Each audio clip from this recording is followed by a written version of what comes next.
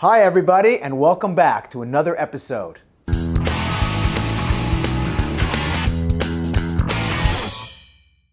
So I want to share with you a story that I think is really, really important, especially on when we just finished the high holidays, Rosh Hashanah, Yom Kippur, Sukkot, Shmini Atzeres, Simchas Torah, high energy, impactful season. And I want to share with you a story to make sure that what we did experience doesn't get lost on us, not on us and not on our and the generations following us, not to our children and so on and so forth. There was once a king who had 3 advisors, and he called on the 3 advisors. He said, I want to give you a test. I plan on retiring soon, and I want to give the monarchy to one of you. And he said, open your hands. And they opened their hands, and he put in each of their hands some seeds. And he said, in a year from now, I'm going to call you back, and I want you to tell me what you did with these seeds. So they all leave, and a year later, they come back, and the first advisor says to the king, okay, I'm ready. Who's going to be your successor? And the king says, well, what do you do with my seeds? He goes, Your Highness, your seeds? I thought that was a joke. Seeds from the king for a test? So I threw them in the garbage. What am I going to do with those? That's not relevant. I'm the most qualified person there is. She said, no, you did not understand this test. You're out. Number 2 advisor, what have you done with my seeds?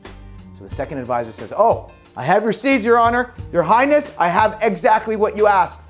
And he wheels in a beautiful table, and on the table is a plush pillow, and in the middle of the pillow are the beautiful seeds encased by a glass container, glass case. And he says, look, Your Highness, look what I do with your seeds. Every day I bring them out and I look at them, I enjoy them, and I appreciate the gift that the king gave me. And I show my children, look what the king gave us. We don't touch them, we don't play with them, we don't plant them, but we just look at them because it's a gift from the king.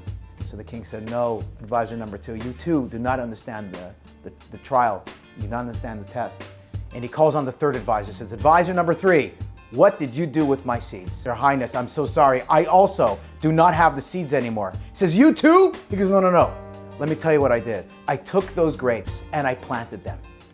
And I don't know if you know, but those seeds that you gave me, they were vines, and they produced the most exquisite grapes I've ever seen.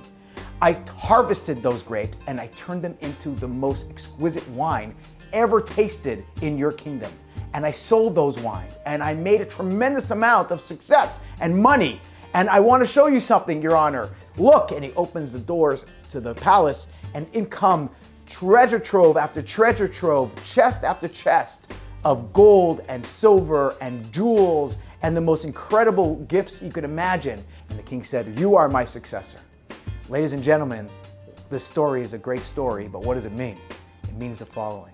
It means there are 3 kinds of people in this world. There are people who take the high holidays, the Sukkot experience, the Jewish experience, Torah and mitzvot, and they say, what is this? This is a joke. This is a joke from the king. I don't need this. And they throw it in the garbage. And they don't interact with it. It's not for them.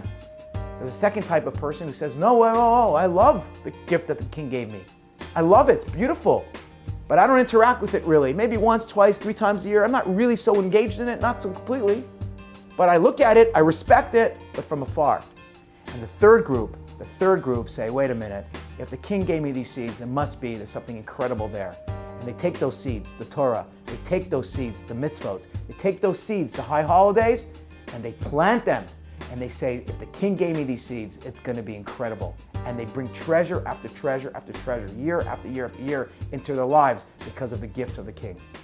That's what Rosh Hashanah is. Yom Kippur, Sukkot, Shmini Atzeres, and Simchas Torah. They're the seeds that are planted in our souls and our DNA to ensure that our children and our children's children will understand the treasure that the King of Kings has given his people.